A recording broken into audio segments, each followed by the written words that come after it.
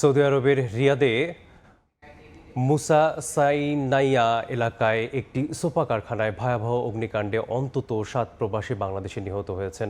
রোববার স্থানীয় সময় বিকেলে কারখানাটিতে আগুনের সূত্রপাত হলে দ্রুত তা ছড়িয়ে পড়ে। এতে বহু হতাহতের সংখ্যা থাকলেও মৃতের সঠিক সংখ্যা এখনও নিশ্চিত করতে পারেনি কর্তৃপক্ষ। প্রাথমিকভাবে জানা গেছে, নিহত বাংলাদেশিদের সবার বাড়ি নওগাঁর আত্রাই উপজেলায়। আত্রাইয়ের উপজেলা নির্বাহী কর্মকর্তা সময় সংবাদকে জানান, নিহতদের প্রকৃত সংখ্যা নিশ্চিত হতে কাজ শুরু করেছেন তারা।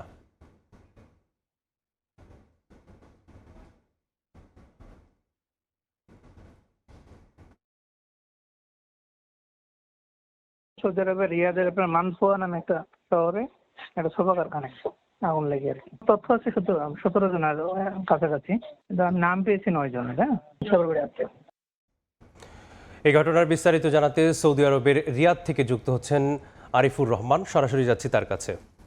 মর্মান্তিক দুর্ঘটনা ঘটেছে, এটি কিন্তু আজকে রিয়াদের অদূরেই বলা চলে, যেখানে সৌদি আরবের যে নির্দিষ্ট স্থান যেখানে এই ধরনের কারখানাগুলো থাকে, এই ধরনের ঘটনাগুলো কিন্তু বারবারই পুনরাবৃত্তি হচ্ছে। আমরা আজকের যে ঘটনাটি সেটি সম্পর্কে যেমনটি তথ্য পেয়েছি, সেই ঘটনাটি হলো রিয়াদের মুসা থানা এলাকাতে একটি সোফা কারখানাতে ঠিক বিকালে আর কি এই আগুনের ঘটনাটি ঘটে। এবং স্থানীয়দের বরাতে আমরা আসলে যে তথ্যগুলো পেয়েছি সেগুলো এক করলে জানা যায় যে আসলে ওই কারখানাতে প্রায় 16 থেকে 17 জন প্রবাসী শ্রমিক কাজ করতেন। তার মধ্যে অগ্নিকাণ্ডের ঘটনার পরপরই 2 জন আহত অবস্থা অর্থাৎ অগ্নিদগ্ধ অবস্থা 2 জন বেরিয়ে এসেছেন।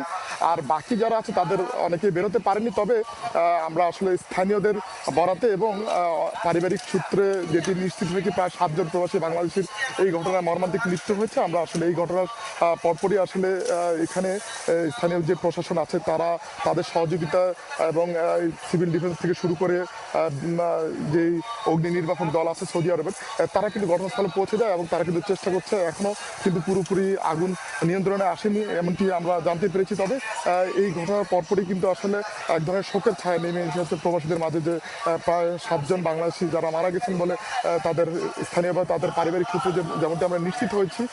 ঠিক এই ঘটনার পরপরই কিন্তু আসলে আমি বাংলাদেশ দূতাবাসের সাথে যোগাযোগ করেছি, বাংলাদেশ দূতাবাসের প্রেস উইংয়ের সাথে কথা বলেছি। আমাকে যেমনটি জানানো হয়েছে যে তারা ঘটনাস্থলে দূতাবাসের পক্ষ থেকে লোকজন পাঠানো হয়েছে এবং এই ঘটনা এখানে কিভাবে ঘটলো এবং এই ঘটনায় মোট কতজন এখন পর্যন্ত নিহত হয়েছেন সেই সম্পর্কে তারা আমাদের দূতাবাসের মাধ্যমে হয়তো একটি প্রেস রিলিজের মাধ্যমে বিস্তারিত জানাবেন।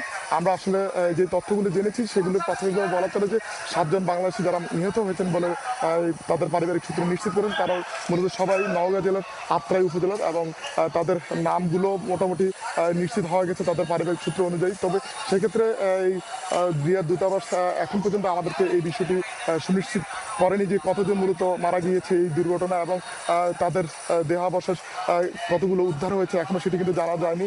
অর্থাৎ এই ঘটনার পরপরই কিন্তু যেই স্থান সেখানে স্থানীয় প্রশাসনের লোকজন খুব কর্ডন করে রেখেছে। এখন পর্যন্ত আসলে মূলত আমার কাছে দুর্ঘটনা নিয়ে এই ছিল সবশেষ তথ্য।